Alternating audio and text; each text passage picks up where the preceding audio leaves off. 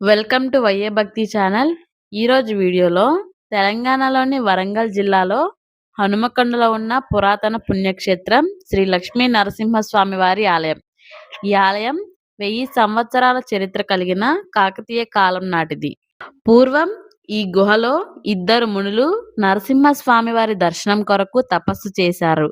వారు తపస్సుకు మెచ్చిన నరసింహస్వామి స్వయంభుగా వెలిశారని పురాణాలు చెబుతున్నాయి. తర్వాత ఆ మునులు అదృశ్యమై సూక్ష్మ రూపంలో ఇప్పటికీ సజీవంగా ఉన్నారని భక్తులందరి నమ్మకం.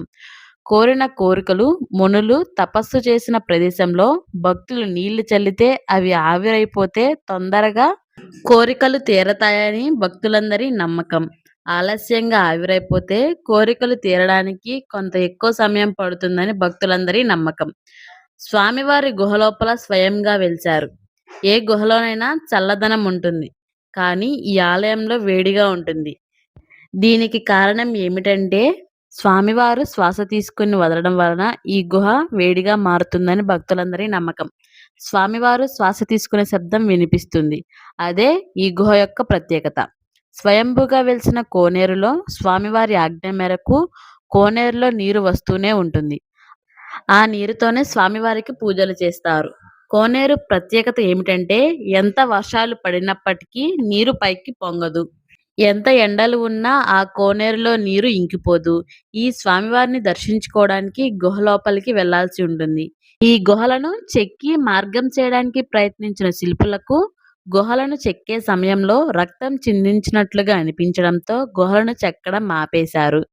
ఈ లక్ష్మీ నరసింహ స్వామి వారికి నాగసర్పం రక్షణగా నిలుస్తూ ఉంటుంది.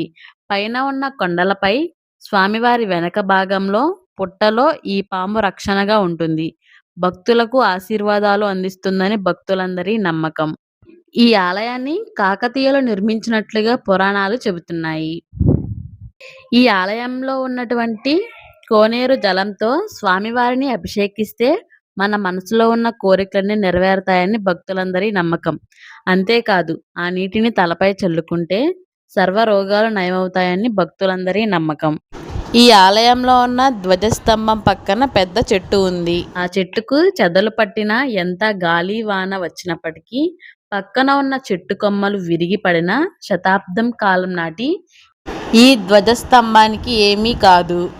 ఈ ఆలయంలో ప్రతి నెల స్వాతి నక్షత్రం రోజున స్వామివారికి ప్రత్యేక పూజలు జరుగుతాయి.